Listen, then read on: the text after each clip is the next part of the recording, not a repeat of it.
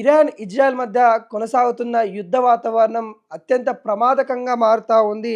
ముఖ్యంగా ఇరు దేశాలు గూడా వాళ్ళకి సంబంధించిన ఇంధన వనరులపైన దాడి చేసుకుంటున్న పరిస్థితి కనబడతా ఉంది. అదేవిధంగా గల్ఫ్ దేశాలకు సంబంధించి కూడా ఇంధన వనరులపైన గూడా దాడి చేసుకుంటున్న పరిస్థితి కనబడతా ఉంది. ఈ నేపథ్యంలో ప్రపంచ మొత్తం గూడా ఆందోళన చెందుతా ఉంది. ఏవైతే ఇంధన చమురు కేంద్రాలు ఉంటాయో వాటిపైన దాడి చేయడం వల్ల ఆ ఇంధన సంబంధించిన కేంద్రాలు నష్టపోతా ఉన్నామన్నట్టుగా ఇటు వాటికి సంబంధించి కూడా చాలా దేశాలు కూడా ఏదైతే గల్ఫ్ దేశాలు కావచ్చు అక్కడున్న వాటిపైన ఆధారపడ్డ దేశాలు కూడా ఆందోళన చెందుతున్న నేపథ్యం కనబడతా ఉంది. శనివారం రాత్రి అమెరికా యొక్క వాళ్ళ దళాలకు సహకారం తీసుకొని ఏదైతే ఇరాన్ సంబంధించిన రాజధాని సమీపంలో ఉన్న చమురు కేంద్రాలపైన దాదాపు 5 చమురు కేంద్రాలపైన మరి ఇజ్రాయెల్ దాడి చేసినట్టు కూడా కనబడతా ఉంది. ఇజ్రాయెల్ దాడికి సమీపంలో అంటే రాజధాని సమీపంలో ఇరాన్ రాజధాని సమీపంలో ఉన్న చమురు కేంద్రాలలో ఉన్న అధికారులు కూడా మృత్యువాత పడ్డట్టు కూడా కనబడతా ఉంది. అక్కడ వాతావరణం మొత్తం కూడా ఒకేసారి మంటలతోని ఎగిసిపడ్డ తీరునైతే కనబడతా ఉంది. ఉదయం తెల్లారుజామున తెల్లగా ఉండాల్సిన ఆ ఆకాశం మొత్తం ఆరెంజ్ కలర్గా మారిపోయింది అన్నట్టు కూడా మనకైతే తెలుస్తూ ఉంది. ఇప్పటికీ అక్కడ ఇరాన్ అధికారులు కూడా అక్కడ చెప్తా ఉన్న నేపథ్యం కనబడుతుంది. నలుగురు మృతి చెందారు అన్నట్టు కూడా వాళ్ళు కూడా ధృవీకరించిన పరిస్థితి కనబడతా ఉంది. దాడిలో నలుగురు మృతి చెందారు. ఇరాన్ సంబంధించిన మరి అక్కడ ఎవరైతే అధికారులు ఉన్నారో వాళ్ళు మృతి చెందినట్టు కూడా కనబడతా ఉంది. అయితే గల్ఫ్ దేశాల పైన ఉన్న చమురు కేంద్రాల పైన వీళ్ళు విరుచుకుపడడం, ఆ కేంద్రాల పైన వీళ్ళ యొక్క ఏవైతే వెపన్స్ ఏవైతే ఉంటాయో వాటిని ద్వారా దాడి చేయడం వల్ల అక్కడ చమురు కేంద్రాలు కూడా మొత్తం ఇబ్బందిగా గురవుతున్న పరిస్థితి కనబడతా ఉంది. ఈ విధంగానే ఉంటే మరి ఇంధనం సంబంధించి కూడా అత్యధికంగా రేటు పలికే పరిస్థితి కనబడతా ఉంది. గరిష్ట స్థాయికి వెళ్ళే అవకాశాలు కనబడతా ఉంది. ఇంధన కొరత ఏర్పడే అవకాశాలే కనబడతా ఉంది. ఇజ్రాయెల్ దాడికి ఖచ్చితంగా సమాధానం చెప్తామంటూ ఇరాన్ కూడా ఎక్కడ కూడా తగ్గని పరిస్థితి కనబడతా ఉంది.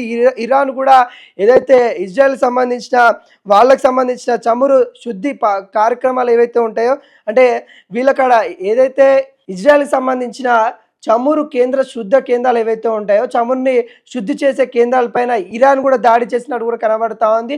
అంతే పగగా ఏదైతే ఇరాన్ పైన దాడి చేసిందో అదే ఫోర్స్తో ఇరాన్ కూడా ఇజ్రాయెల్ మీద దాడి చేస్తున్న పరిస్థితి కనబడతా ఉంది.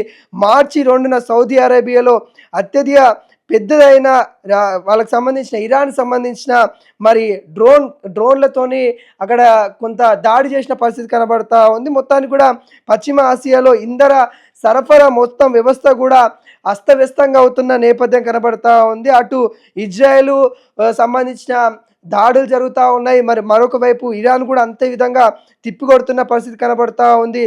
మొత్తం ఇటు ఇరాన్కి సంబంధించిన ఏవైతే చమురు కేంద్రాలు ఉన్నాయో వాటిని కూడా ధ్వంసం చేసిన పరిస్థితి కనబడతా ఉంది. అటు ఇజ్రాయెల్కి సంబంధించిన చమురు కేంద్రాలని ఇటు ఇరాన్ తాత్కాలికంగా కొన్ని వరకైతే కొంత ఇబ్బందికరంగా చేసే నేపథ్యంగా లక్ష్యంగా పెట్టుకొని ఇటు నడుస్తున్న పరిస్థితి కనబడతా ఉంది. ఈ విధంగానే ఉంటే అంటే ఈ వార్ ఏదైతే ఉందో మొన్నదాకా జరిగిన వారేమో వాళ్ళకి సంబంధించిన ఏవైతే క్షిపణులు ఏవైతే ఉంటాయో వాటికి సంబంధించిన వాటిపైనే దాడులు చేసుకున్నారు.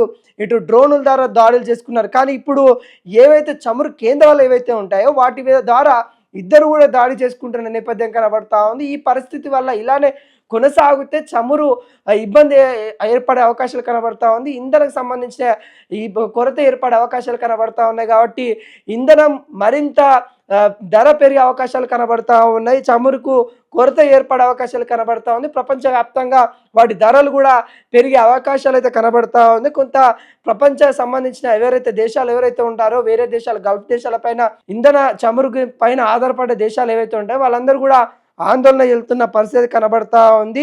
ఈ ఆయిల్ వారు కారణంగా అంతర్జాతీయ మార్కెట్ ముడి చమురు ధరలు కూడా ఆకాశాన్ని తాకే అవకాశాలు అయితే కనబడతా ఉంది. ముఖ్యంగా చైనాకు ఇరాన్ నుంచి అదే చమురు సరఫరా ఆటంకం కలగడము అనేక విధాలుగా అంటే అక్కడ జల సమాధి కూడా మనం మూతపడ్డది కూడా మనం చూస్తూ ఉన్నాము. హార్మోజ్ జల సమాధి అన్నీ కూడా ఆ షిప్ల ద్వారా కూడా ఈ ఆయిల్ అయితే వస్తూ ఉంటుంది. అలాంటి ఆయిల్ కూడా వచ్చే కూడా అక్కడ క్లోజ్ అయిన పరిస్థితి కనబడతా ఉంది. అటు ఇరుపక్షాలు కూడా దాడి చేసుకోవడం వల్ల కూడా అక్కడ మళ్ళీ ఇంధనం సంబంధించిన అవి కూడా ఆ షిప్ల పైన ఇక్కడ దాడి చేసుకోవడం వల్ల మరింత నష్టం చేకూరుతుందని కూడా ఏవైతే ఈ యుద్ధం ఏదైతే ఉందో కొంత సద్దుమణిగే దాకా మేము క్లోజ్ చేస్తున్నాం అన్నట్టు కూడా వాళ్ళు కూడా చెప్పినట్టు కూడా కనబడతా ఉంది.